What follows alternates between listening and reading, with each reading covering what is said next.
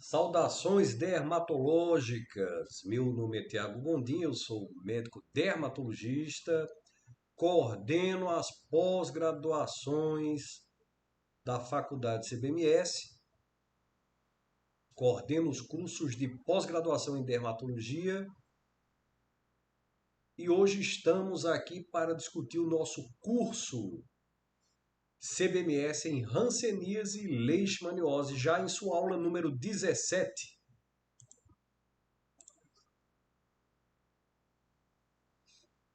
Lembrando que estamos fazendo uma leitura comentada de um importante documento do Ministério da Saúde, a Portaria SCTIE 67 de 7 de julho de 2022. E hoje faremos uma discussão, faremos a leitura e a discussão referenciado por tal documento das informações sobre os medicamentos. Então começamos pela rifampicina. Então vamos falar sobre a PQT, hoje conhecida por PQTU. Então a rifampicina é uma medicação bactericida, mata o Mycobacterium leprae, sendo na realidade o único medicamento bactericida da PQTU. 4 dias após uma única dose de 600 miligramas, os bacilos de um paciente multibacilar, ou seja, aquele paciente com mais de 6 lesões, aquele paciente com positividade do exame de lâmina, ou seja, da baciloscopia. Então, depois de tomar 600 miligramas 4 dias após essa dose única, os bacilos de um paciente multibacilar não tratados previamente tornam-se inviáveis. Ou seja, um paciente que não fez tratamento anterior, por que isso? Porque se ele tiver feito tratamento anterior e não melhorou, é possível que ele tenha resistência. É possível. Isso não é comum. Mas um paciente que toma 600 miligramas de rifampicina, uma medicação bactericida, 4 dias após essa tomada, tem seus bacilos inviáveis. Isso falando de um paciente que tem muitos bacilos.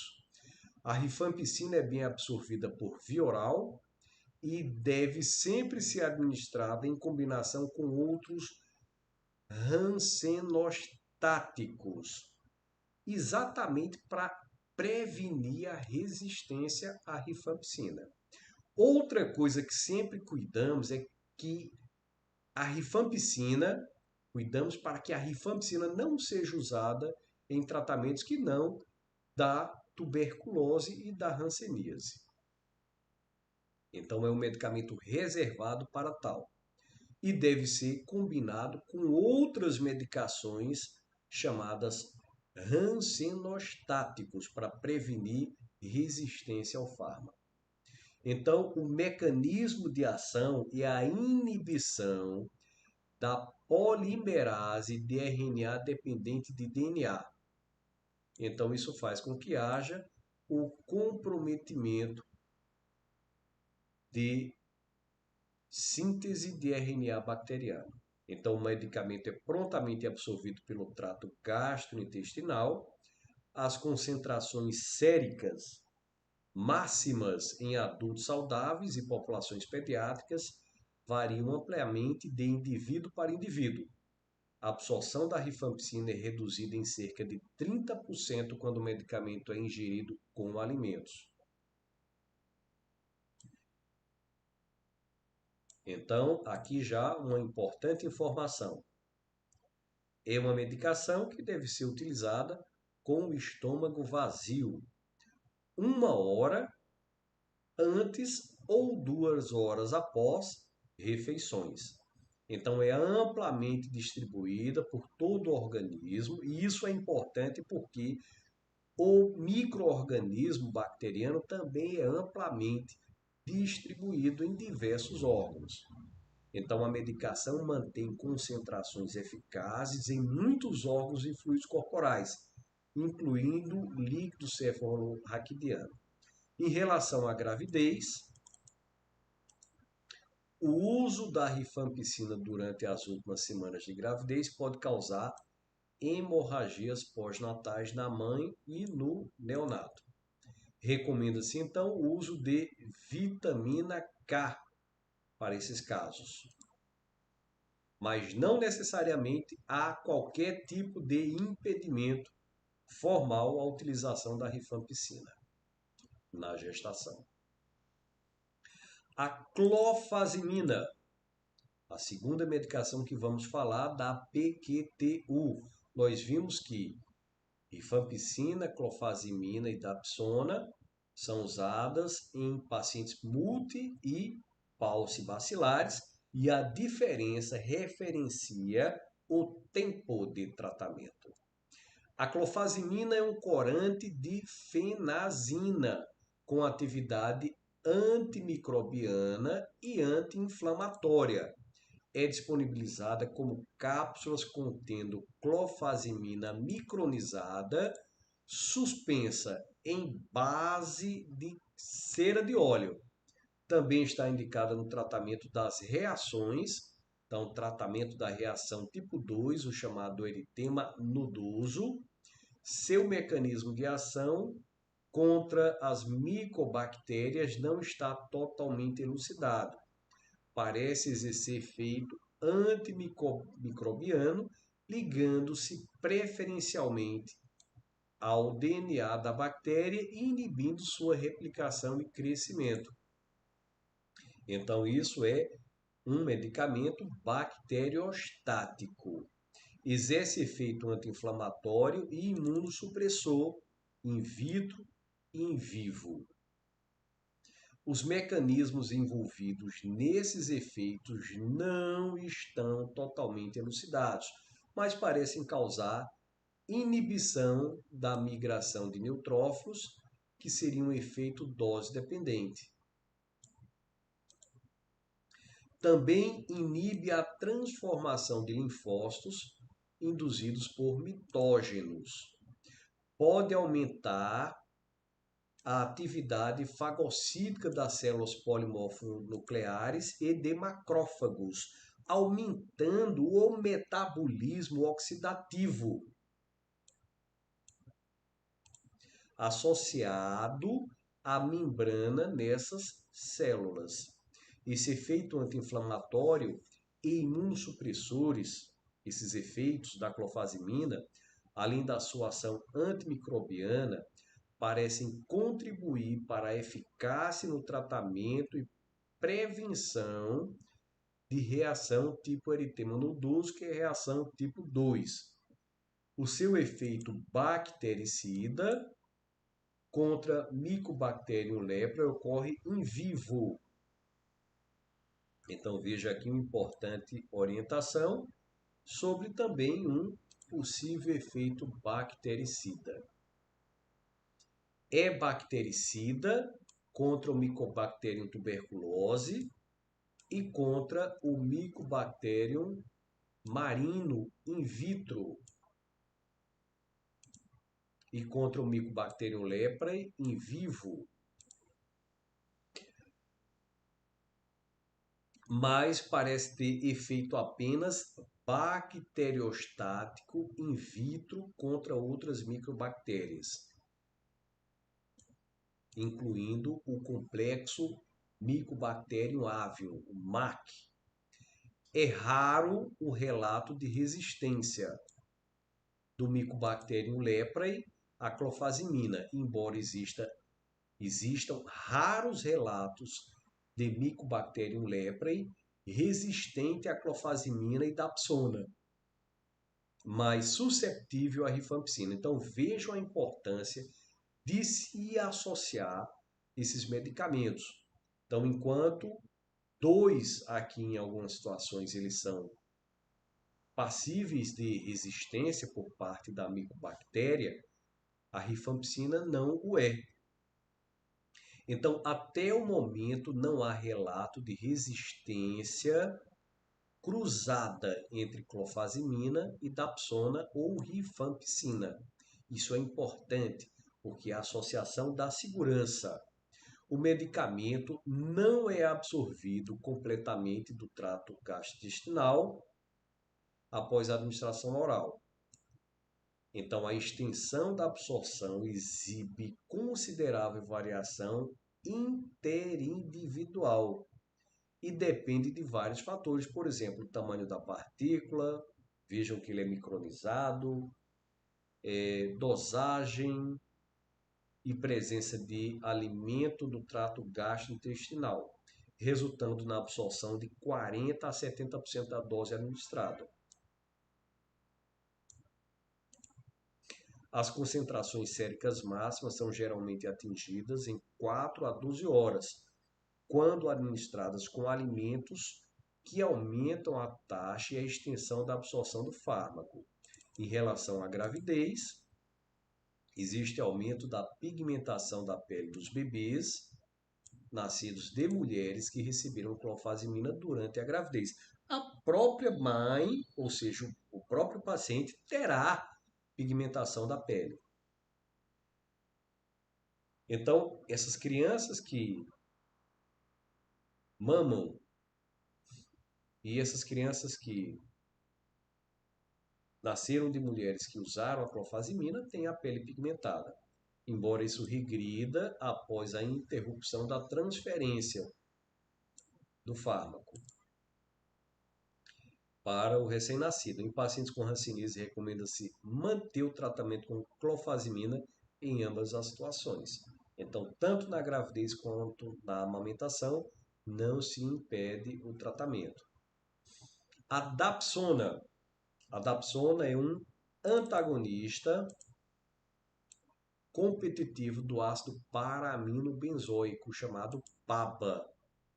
Então, ele impede a utilização do PABA para a síntese do ácido fólico. Então, ele tem uma ação fracamente bactericida. É rapidamente absorvida pelo trato gastrointestinal e se distribui por todo o organismo. O metabolismo ocorre por acetilação pela N-acetiltransferase no fígado, enquanto alguns indivíduos metabolizam o fármaco rapidamente, aqueles indivíduos com acetiladores rápidos, outros o fazem de forma lenta, os que são acetiladores lentos. Os pacientes que são acetiladores rápidos podem necessitar de ajustes nas doses, porque eles metabolizam rápido demais as medicações. Já os que são acetiladores lentos são propensos a desenvolver eventos adversos, particularmente eventos hematológicos.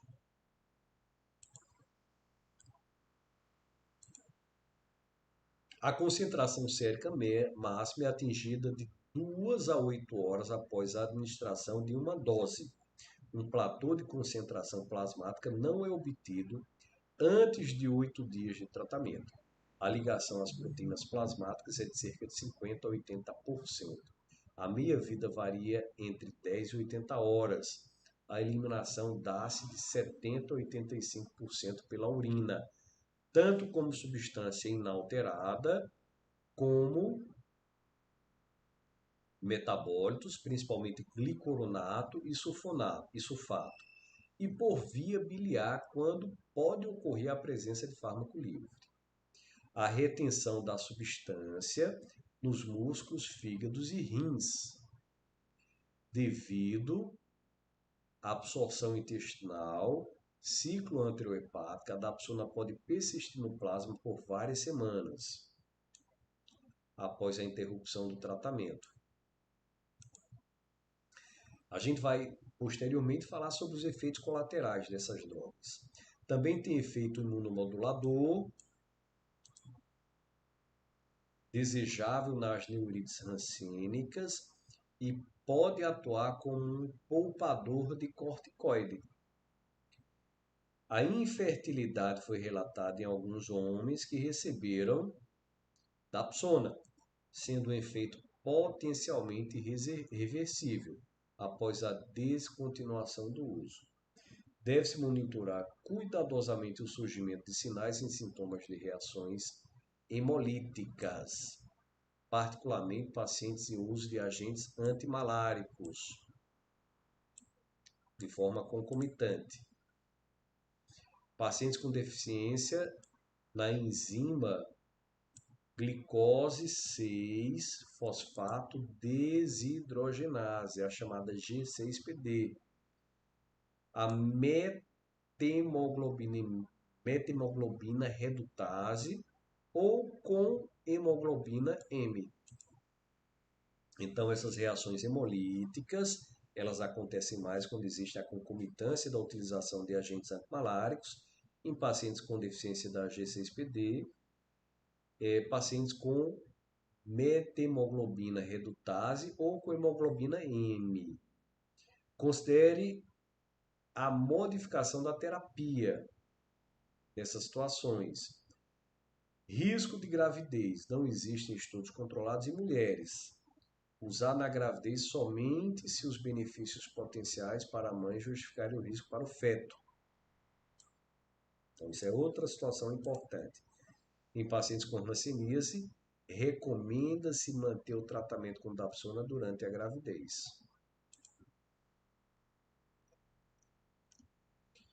Bom, então saímos dos medicamentos habituais, que são os medicamentos que fazem parte da PQTU, e vamos para medicamentos que são considerados medicamentos de exceção, chamados alternativos. Então, primeiro aqui a minociclina, é um congênero da tetraciclina, atividade antibacteriana, comparava as outras tetraciclinas com ampla gama de organismos gram-positivos e gram-negativos. A resistência cruzada desses micro-organismos às tetraciclinas é comum. Com base nas recomendações da OMS, o uso em combinação com outros agentes é uma alternativa para o tratamento da hanseníase, em segunda linha, então é um medicamento alternativo. Seu mecanismo de ação é a inibição da síntese de proteínas bacterianas por ligação com as subunidades ribossômicas 330S e possivelmente as subunidades ribossômicas 50S de bactérias susceptíveis. Como a síntese de parede celular não é afetada, o medicamento é bacteriostático. A minociclina é prontamente absorvida pelo trato gastrointestinal, mesmo na presença de alimentos e quantidades moderadas de leite, após uma única dose de 2 comprimidos de 100 mg de minociclina administrada. A voluntários adultos normais, os níveis séricos variaram de 0,74 a 4,45 mg por ml em uma hora, média de 2,24, e de 0,35 a 2,36 gramas por ml após 12 horas, média de 1,25. A vida média sérica após a dose única de 200 mg em voluntários adultos normais variou de 11 a 17 horas. Quando os comprimidos de cloridrato de minociclina são administrados juntamente com refeições contendo leite, a extensão da absorção é reduzida em aproximadamente 33%. Então, mais um ponto de importância. O que não interfere no seu efeito terapêutico.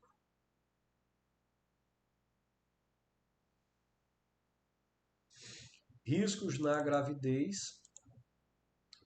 Este medicamento não deve ser utilizado por mulheres grávidas sem orientação médica, tendo em vista que os antibióticos de classe das tetraciclinas podem causar danos fetais.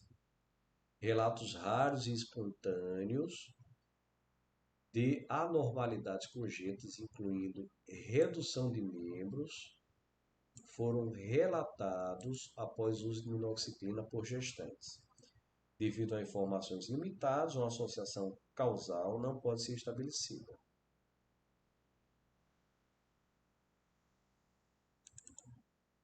A ofloxacina. A ofloxacina possui amplo espectro antibacteriano. O alvo desses antimicrobianos é a DNA girase e a topoisomerase 4. Os medicamentos de sua classe terapêutica, as quinolonas, são bem absorvidos após a administração oral e se distribuem amplamente pelos tecidos do corpo. Os níveis séricos máximos são alcançados 1 a 3 horas após a administração de 400 mg. A biodisponibilidade das quinolonas é superior a 50%. O volume de distribuição das quinolonas apresenta-se elevado, sendo as concentrações atingidas na urina, nos rins, pulmões, tecidos prostáticos, nas fezes, na bile e nos macrófagos e neutrófilos maiores do que os níveis séricos. As concentrações no líquido cefalorraquidiano, no osso e no líquido prostático são menores do que do soro. Os níveis no líquido ascídico aproximam-se dos níveis séricos. Foi detectada a presença de ofloxacina no leite humano. Em relação à gravidez, não deve ser utilizado por mulheres grávidas sem orientação médica. Agora vamos à prednisona, importante medicamento no tratamento das reações. A prednisona é um esteroide adrenocortical sintético com propriedades predominantemente glicocorticoides. Os glicocorticoides produzem intenso e diversos efeitos metabólicos e modificam a resposta imunológica do organismo a diferentes estímulos. A prednisona proporciona potente efeito anti-inflamatório, antirreumático, antialérgico no tratamento de doenças que respondem a corticosteroides. Embora os efeitos fisiológicos, farmacológicos e clínicos dos corticosteroides sejam bem conhecidos, os mecanismos de ação exatos são incertos. As ações predominantes dos corticosteroides naturais sintéticos determinam sua classificação em glicocorticoides ou mineralocorticoides. Em doses farmacológicas, os glicocorticoides naturais, cortisona e hidrocortisona e seus análogos sintéticos, como a prednisona, são usados principalmente devido aos seus efeitos anti-inflamatórios e imunossupressores. A prednisona não possui atividade mineralocorticoide clinicamente significativa. É, portanto, inadequada como agente isolado no tratamento de condições nas quais pode haver insuficiência adrenal.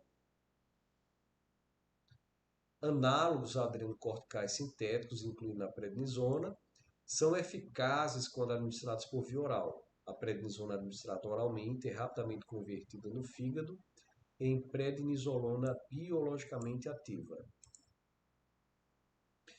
Essa reação é catalisada pela enzima tipo 1 da desidrogenase 11, beta-hidroxiesteroide, que funciona de modo redutor. Os níveis de prednisolona são mensuráveis meia hora após a administração oral de prednisona em humanos. Os picos de concentração plasmática são alcançados dentro de 1 a 3 horas. E a meia-vida plasmática é de aproximadamente 3 horas. Após a administração oral de prednisona em pacientes com doença hepática aguda ou crônica, os níveis de prednisolona no soro foram significativamente menores do que aqueles observados em indivíduos normais. a teoria de que a supressão adrenal, pituitária e hipotalâmica pode ser minimizada se a dosagem de corticosteroides evitar a fase noturna sensitiva fornece uma base para a administração de uma única dose matutina de prednisona, em oposição a 1/4 da dose diária total a cada 6 horas. Adicionalmente, uma vez que os efeitos da prednisona administrada oralmente pela manhã deixam de ser evidentes após 36 horas, esse corticosteroide pode ser recomendado para dosagens em dias alternados em pacientes que necessitam de doses de corticosteroides de manutenção por períodos prolongados. Em relação à gravidez, este medicamento não deve ser utilizado em mulheres grávidas sem orientação médica.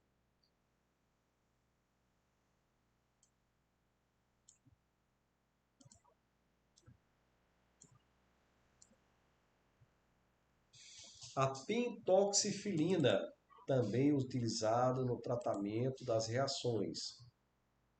Ela é contraindicada para menores de 18 anos. Pode causar alterações no sangue que ajudam a melhorar o fluxo sanguíneo, ajudando também no transporte de oxigênio para os tecidos e órgãos. Esse medicamento aumenta a deformabilidade eritrocitária.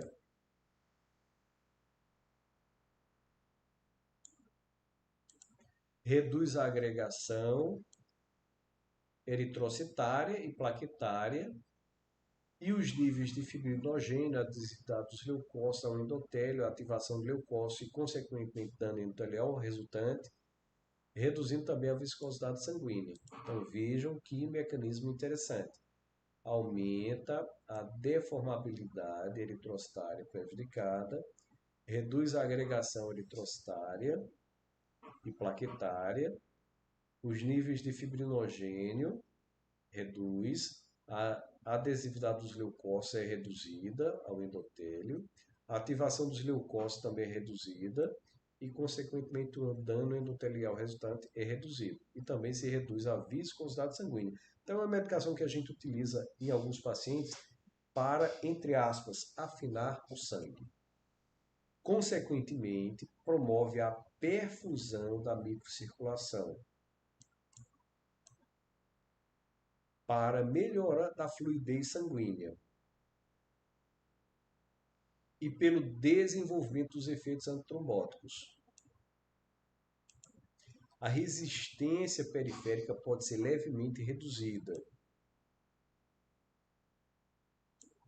se a pentoxifilina for administrada em altas doses ou por infusão rápida. Exerce efeito inotrópico positivo no coração. Após a administração oral, a absorção da pentoxifilina é rápida e praticamente completa. Após a absorção, sofre metabolismo de primeira passagem. A biodisponibilidade absoluta do produto original é 19, mais ou menos 13%. A concentração plasmática do principal metabólito ativo,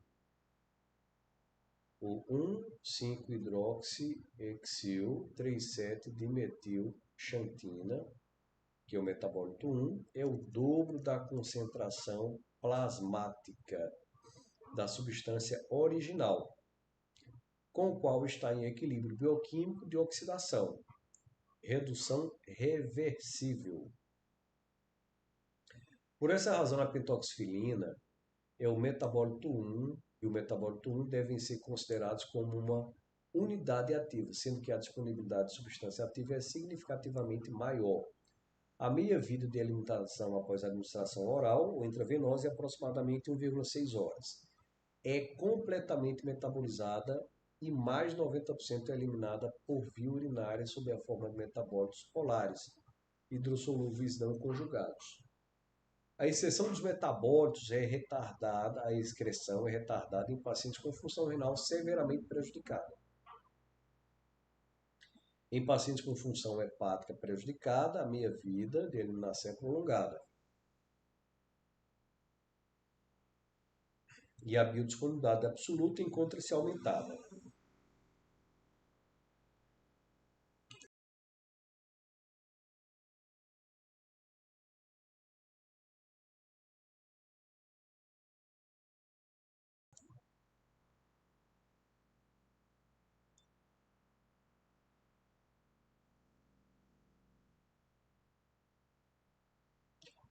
Na gravidez,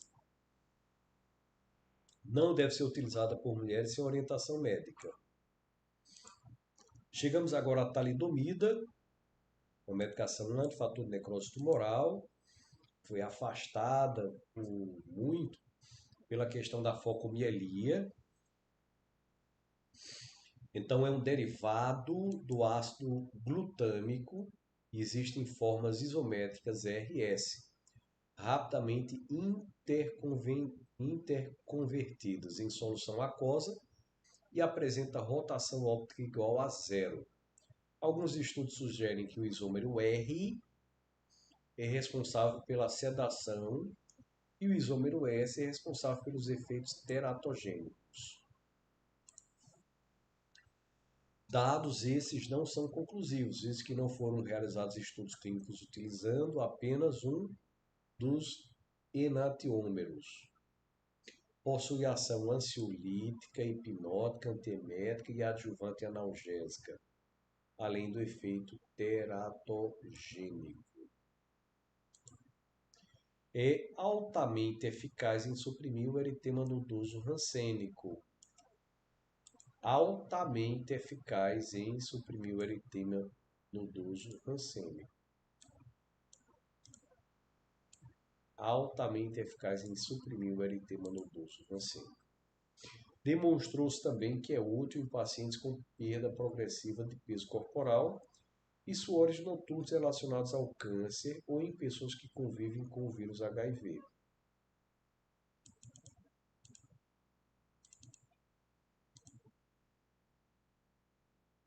Apresenta atividade antitumoral em pacientes com mieloma múltiplo e em alguns tumores sólidos.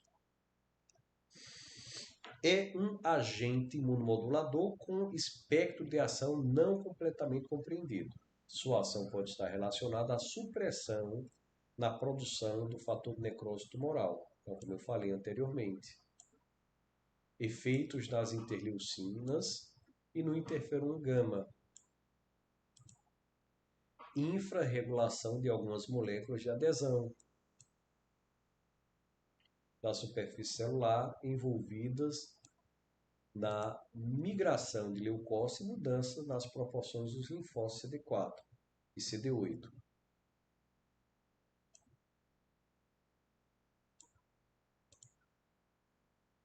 O estudo demonstrou que o aumento dos níveis de interleucina 2 e decréscimo dos níveis de fator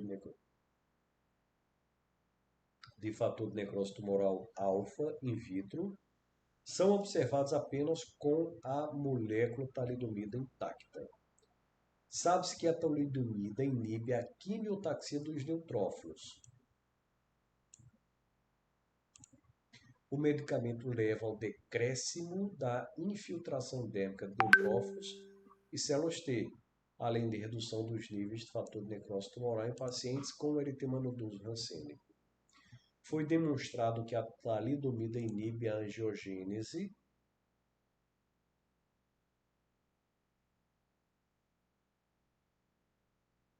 induzida pelo fator de crescimento de fibroblasto básico, efeito que ocorre apenas após a ativação metabólica espécie específica do fármaco. Todavia, não é possível identificar um mecanismo dominante único, visto que a ação das citocinas e a grande variedade dos efeitos da talidomida parecem ser complexos.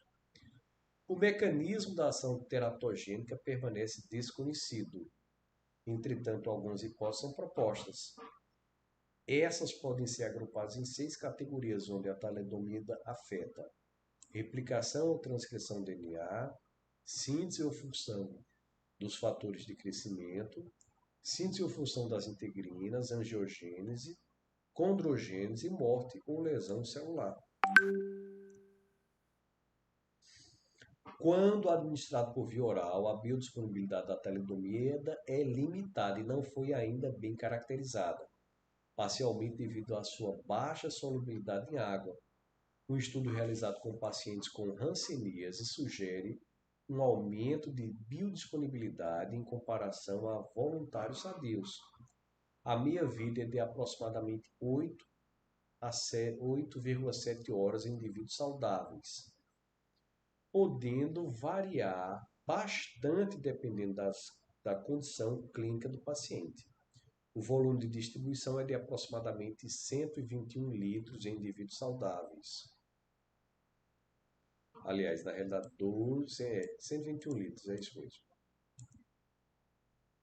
A ligação às proteínas do plasma dos enantiômeros, RS, revelou ser de 55% a 65%, respectivamente.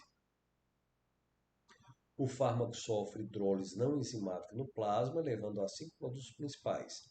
Existe uma metabolização hepática mínima da talidomida pelo sistema enzimático citocromo P450. A talidomida não induz ou inibe seu próprio metabolismo. O mecanismo de eliminação não é bem estabelecido, mas sabe-se que pelo menos de 0,6% do fármaco é excretado de maneira inalterada na urina após as primeiras 24 horas, o que sugere uma rota de excreção não renal como predominante. A farmacocinética da talidomida em pacientes com disfunção renal ou hepática é desconhecida. A concentração plasmática máxima, o tempo necessário para alcançar o pico de concentração plasmática e o tempo da meia-vida de eliminação para comprimidos de talidomida ainda não foram definidos. Na gravidez, a talidomida nunca deve ser indicada para mulheres grávidas em virtude do seu efeito teratogênico, especialmente no início do primeiro trimestre de gestação. Na lactação, estudos em animais demonstraram que a talidomida é excretada através do leite materno, mas essa excreção em humanos é desconhecida. Como medida de prevenção, o aleitamento deve ser interrompido durante o tratamento com a talidomida. Presença no sêmen. Estudos em animais e humanos demonstraram que a talidomida está presente no esperma de homens que estejam em tratamento da mesma quantidade encontrada no sangue. Por isso, homens em tratamento com talidomida devem utilizar métodos contraceptivos de barreira se tiverem relação sexual com mulheres com risco de engravidar, mesmo que tenham sido submetidos à vasectomia. Então, isso é importante. A utilização dos métodos contraceptivos devem continuar por, no mínimo, 4 semanas após a utilização da dose de talidomida.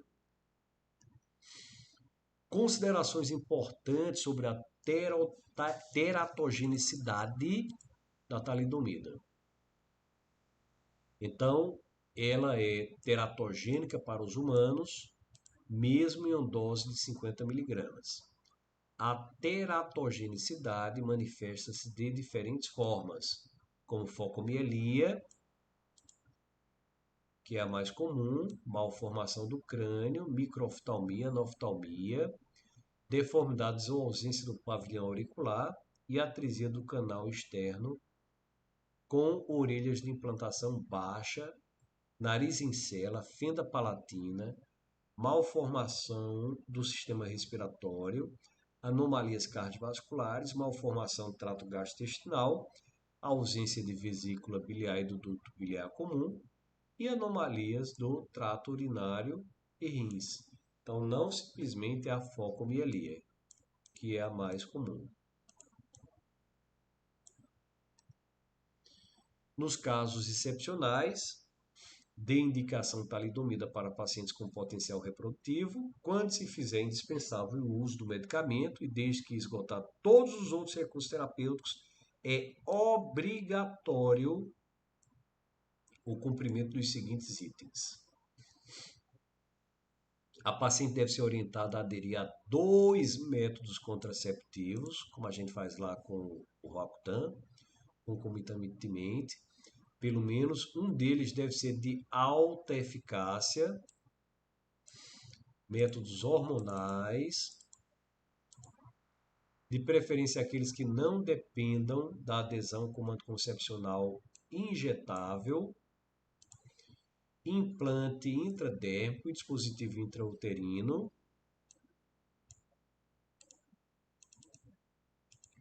e o outro eficaz, preservativo masculino, preservativo feminino e diafragma. A prevenção da gravidez deve iniciar-se pelo menos 4 semanas antes do tratamento com o medicamento. Então, deve-se ter um preparo anterior durante toda a terapia e por pelo menos mais 4 semanas após a interrupção da administração da talidomida. Então, um mês antes, durante e um mês depois. A paciente deve fazer teste de gravidez 24 horas antes de começar o tratamento com talidomida e a cada retirada do novo ciclo de tratamento na unidade de saúde.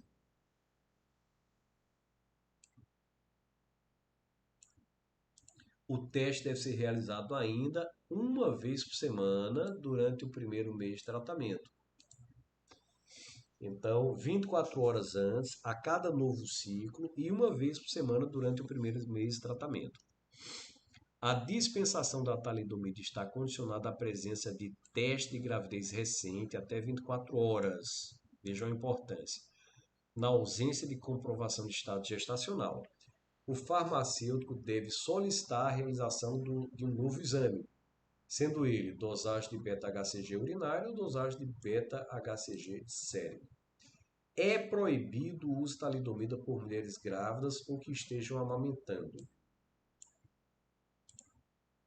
Em 2021, o Ministério da Saúde, através da portaria SCTIE número 1319 de abril de 21, tornou pública a decisão de incorporar implante subdérmico de etonogestrel condicionado à criação de programa específico na prevenção de gravidez não planejada para mulheres de idade fértil em situação de rua, com HIV, AIDS, em uso de dolutegravir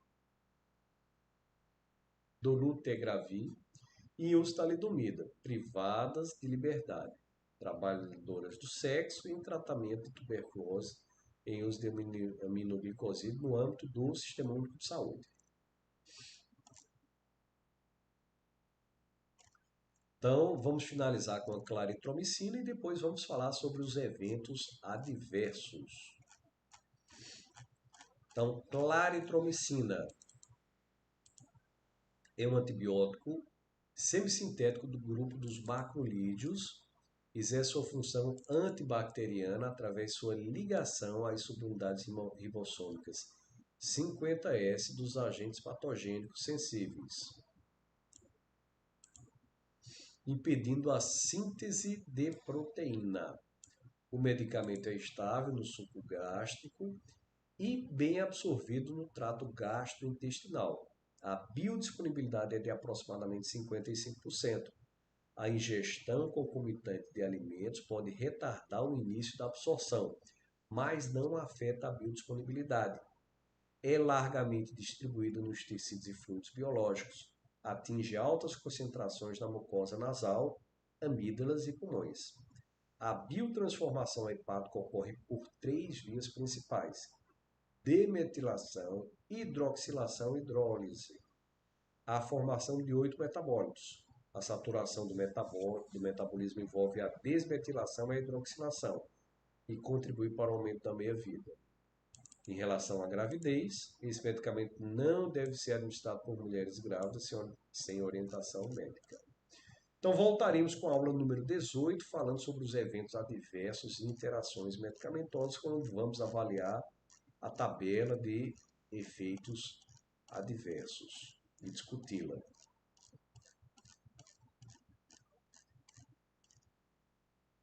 Depois vamos falar sobre tratamentos de segunda linha, fazendo a leitura do documento. Então, por hora, vamos nos despedir já fazendo um convite para importante curso de entendimento sobre o que é a hanseníase, sobre o documento do Ministério da Saúde e um curso que traz uma visualização do cenário de autoridade para os médicos que aqui participam. Abraço a todos, meu nome é Tiago Gondim, sou médico dermatologista, coordenador das pós-graduações de dermatologia do CBMS. A faculdade CBMS agradece a todos.